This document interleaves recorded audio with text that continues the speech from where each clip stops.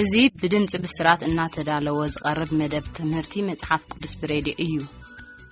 ጎይታ ኢየሱስ ካሞት አብዘተንሳአሉ ዕለት ምስቶም በመንገድ ኤማሁስ ዝጓዓዙ ዝነበሩ መንገደኛታት ሓቢሩ ይጓዓዝ ነበረ አሞንጎ ዝርባቶም ጣልቃ በመታው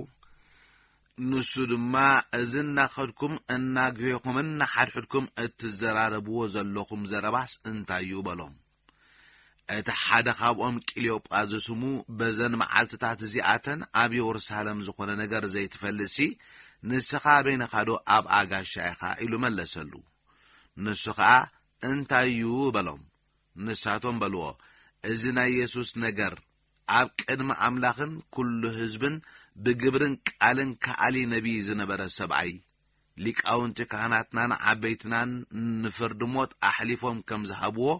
ከም ዝሰቆልዎን ይብል ቅዱስ ሉቃስ ኣብ ዝጸሓፈ ወንጌል ምዕራፍ 24 ካብ 17 ስጋብ 20 ክንርኢ ከሎና ምናልባት ዝብለኩም እንተኾይኑ ክርስቶስ ብዛዕባ ዝጉዳይ ኣቀዲሙ ተዛሪቡ ነይሩ ኣብ ጽሑፍ ዝሰፈሩ ትንቢታቱን ንዘመናት ዝዛረብዎ ዝነበሩ ነገር እዩ ብዛዕባ ዝነበሮም ተስፋ ድማ ከም ዝክብሉ ገሊጾምሉ ነይሮም ፍቅድ 21 ንሕና ግና እቲን እስራኤል ከድሕን ዘለዎ ንስዩ ኢልና ተስፋ ንገብር ነርና ምዝ ኩሉ ከዓ እዚ ካብ ዝኸውን ሎሚ ሳልሰይቲ መዓልቲኣ ከም ዝበሉ ኣብ ሉቃስ 24 ፍቅድ 21 ንርኢ ንሳቶም ከዓ ነቲ ባዕላቶም ዝተረድእዎ ኣብተን አንስቲ ዝሰምዕዎን ንኻልኦት ከካፍሉ ጀሚሮም ማለት እዩ እግዚአብሔር ዝተመስገነ ይኹን ሉቃስ 24 ፍቅድ 24 ከም ዝብል ካባና ገለ ሰባት ናብ መቃብር ከዱ ከምቲ እተን አንስቲ ዝበልአው ኮይኑ ረኸቡ ኑ ግና ኣይረኣይዎን ይብል 24 ወንጌል ሉቃስ ፍቅዲ 24 ተስፎኦም ቂሂሙ ልብታቶም ድማ በሐዘን ተደኒሱ ነይሩ እስከ ጎይታ ኢየሱስ እንታይ ኢሉ ከም ዝተዛረቦም እንከታተል አቱም ነቢያት ብዝተዛረቦ ኩሉ ንምእማን ልቦም ዝደንጎየ ዓያሱ ክርስቶስ ነዚ ሓሳረ መከራ እዚ ከቀበል እሞ ናብ ክብሩ ከኣቱ ናይ ግድንዶ ኣይኮነን በሎም ነቲ ብዛዕብኡ ኣብ ኩሎም ጽሑፋት ዘሎ ካብ ሙሴ ኩሎም ነቢያትን ሒዙ ከዓ ክትርጉመሎም ጀመረ ይብል ሉቃስ 24 ካብ 25 ስጋብ 27 ዝኸበርኩም ሰማዕቲ ኣብቲ እዋንቲ ኣብቲ ቦታ እንተትነብሩሞ ብዛዕብኡ ዝተዛረቡ ትንቢታት ቅዱሳን መጽሓፍቲ ኢየሱስ ባዕሉ ከብርህ ከሎ እንተትሰምዕዎ ባሕዶ ኣይመበለኩምን እቲ ኣብ መንገዲ ክዛረበና ነተን ጽሑፋት ክትርጉመልናን ከለዶ ገዳ ልብና ይነደና ኣይነበረን እዮም ዝበልዎ እቶም ሰባት ኣብ ሉቃስ 24 ፍቅዲ 32 ክንርኢ ከሎና ንመጽሐፍ ቅዱስ ካብቲ ካልኦት መጽሐፍቲ ክነጽንዕ ከሎና እነዘውትሮ ፍልይ ብዝበለ ኣገባቢና ነጽንዖ መጽሐፍ ቅዱስ ቃል በቃሉ ናይ እግዚአብሔር ቃል ምዃኑ ኣብ ርእሲ ምእማነይ መንፈስ ቅዱስ ንልብኻ እንተዘይ ከፊቱልካን እንተዘይ አብሪሁልካን ነተሐቅውን እንተዘይ ገሊጹልካ ክትርድኦ እትኽእል መጽሐፍ ከም ዘይኮነ ኣኣምኔ ኣብቲ እዋንቲ ኢየሱስ ናብ ኢየሩሳሌም ድሕሪ ምምላሱ እዚ እቲ ምሳኻትኩም ከለኹ ኣብ ሕጊ ሙሴን ነቢያትን መዝሙራትን ብዛዕባይ ዝተጻሕፈ ኩሉ ክፍጸም ብግድዩ ኢለ ነጊረኩም ዝነበርኩ ቃል እዩ በሎም ይብል ሉቃስ 24 ፍቅዲ 44 እተፈተኹም ሰማዕቲ ንሱ ባዕሉ ንምስትውዓልና እንተዘይ አብርሂዎ ብፍጽም ክንርድኦ ኣይንኽእልን ሰባት ዝመረጽዎ ዓይነት ኣመለኻኽታ ክህልዎም ዝኽእል እኳ እንተኾነ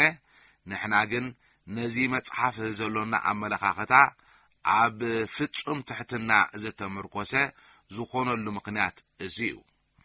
ኣቀዲምና ኣብ ዝረኣናዮ ቀዳማይ መልእኽቲ ናብ ሰብ ቆሮንጦስ ጳውሎስ ከምዝ ብምባል መልእኽቱ ይዛረብ ንሕና ከዓ መንፈሳዊ ነገር ምስ መንፈሳዊ እናሰማማዕና ጥበብ ሰብ ብዝምህረሉ ቃል ዘይኮነስ መንፈስ ቅዱስ ብዝምህረሉ ቃል ንዛረባሉና መንፈስ እግዚአብሔር ዘይብሉ ሰብ ነቲ ካብ መንፈስ አምላኽ ዝመጽእ ኣይቅበሎን እዩ ከመይ ንዕኡ ዕሽነት እዩ ብመንፈስ ዝምርመር ስለ ዝኾነ ከዓ ኪፈልጦ ኣይክእልን ይብለና ቀዳማይ ቆሮንጦስ ካልኣይ ምዕራፍ ካብ 13 ስጋብ 14 ሓደ ካብቶም ዘይኣምኑ ሰባት ናባይ መጺኡ መጽሓፍ ቅዱስ ቃል በቃሉ ናይ እግዚአብሔር ቃል ምዃኑ ከም ዝኣምን እንተነገረኒ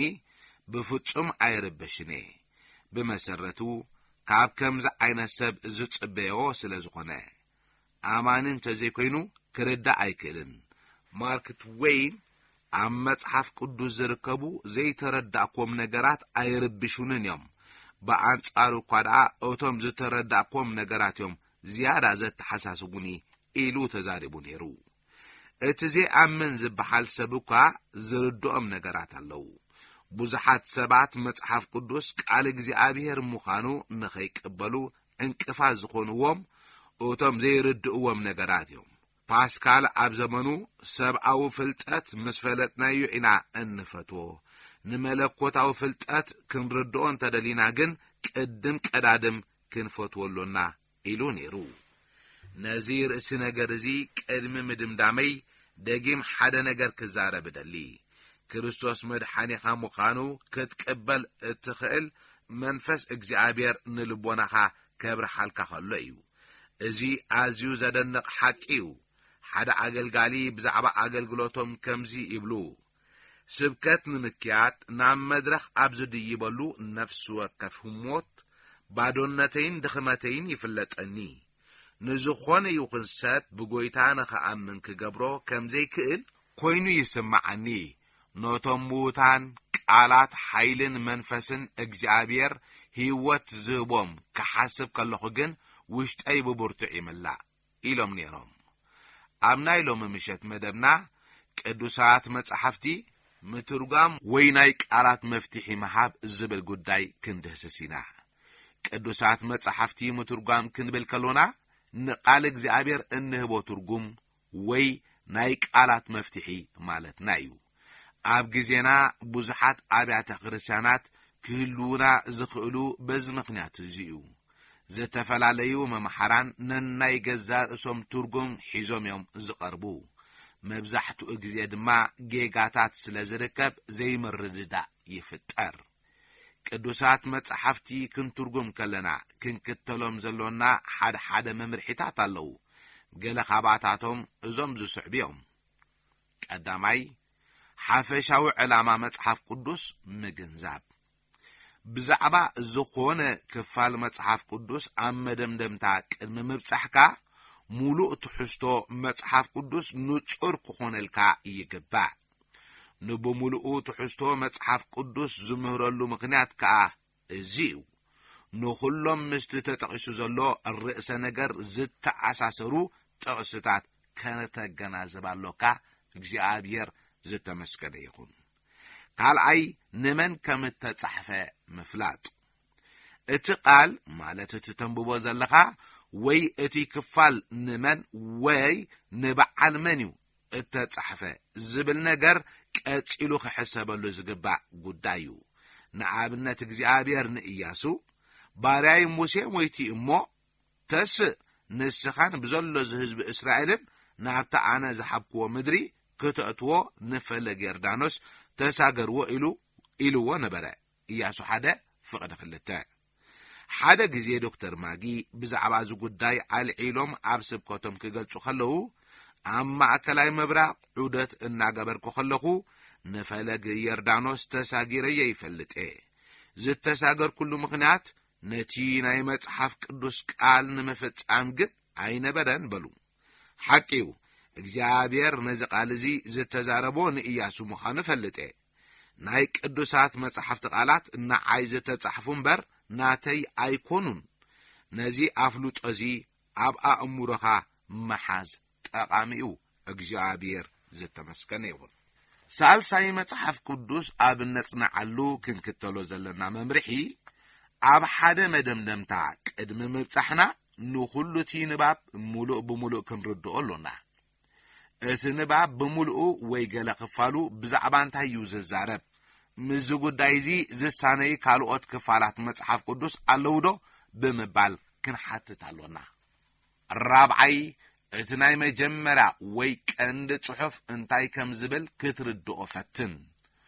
ወላ እኳ ቋንቋታት ዕብራይስጥ ወይ ግሪክ ዘይትፈልጥ እንተኾንካ